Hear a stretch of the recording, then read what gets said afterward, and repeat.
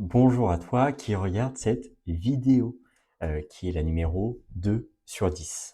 Ensemble, je te le rappelle, on va en plus de la checklist que tu as téléchargée, découvrir des tips que je vais te donner sur chaque partie de cette checklist pour pouvoir te donner encore plus de chances d'y arriver.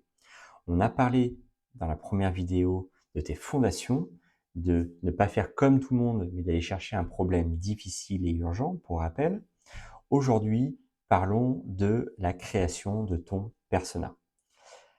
Alors, ce que font beaucoup de personnes à nouveau, c'est écrire un nom, un prénom, un âge, le métier, le salaire, des informations complémentaires que tu sais, peut-être même des douleurs qu'il a, ses habitudes d'achat. Voilà, ça ce sont des choses que tu peux retrouver sur beaucoup de scripts qui existent déjà à l'heure actuelle des choses, que tu peux trouver sur Internet, et puis qui vont vraiment aller chercher les informations de base de ton persona, qui sont vraiment nécessaires, mais qui sont quand même la base.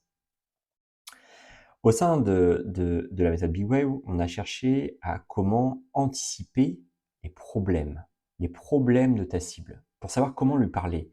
Et déjà, on a voulu aller beaucoup plus loin que tout ça. Et c'est ce que je veux te parler aujourd'hui.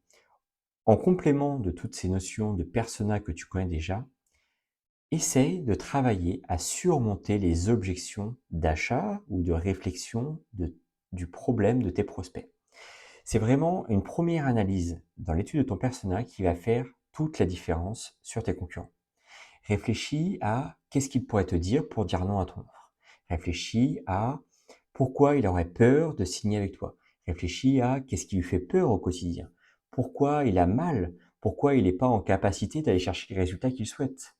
Et à cette même question, ajoute-y une réflexion et surtout une réponse. Parce que le but, c'est de préparer au mieux ces objections pour pouvoir y répondre et donc forcément te démarquer au plus de la concurrence. Voilà, c'était ce tips-là que je voulais te partager parce que très peu de personnes le font. Allez réfléchir déjà aux problématiques. On veut répondre à un souci, à un problème difficile et urgent à répondre. Et nous, on a déjà proposé et réfléchi à la solution et aux objections que ce prospect va nous dire. Ça va d'ailleurs dans la réflexion de ce persona. C'est ne pars pas du principe que tu fais des supputations de croire de ses croyances. Non, tu as besoin d'être sûr de bien connaître ce persona. Et en le connaissant bien, tu sauras comment surmonter ses objections et surtout répondre à ses problèmes. Et c'est vraiment cette étude-là qui va te différencier dans l'étude de ton persona. Voici, c'était tout pour celui-ci. On se rejoint sur une prochaine fois pour un prochain conseil.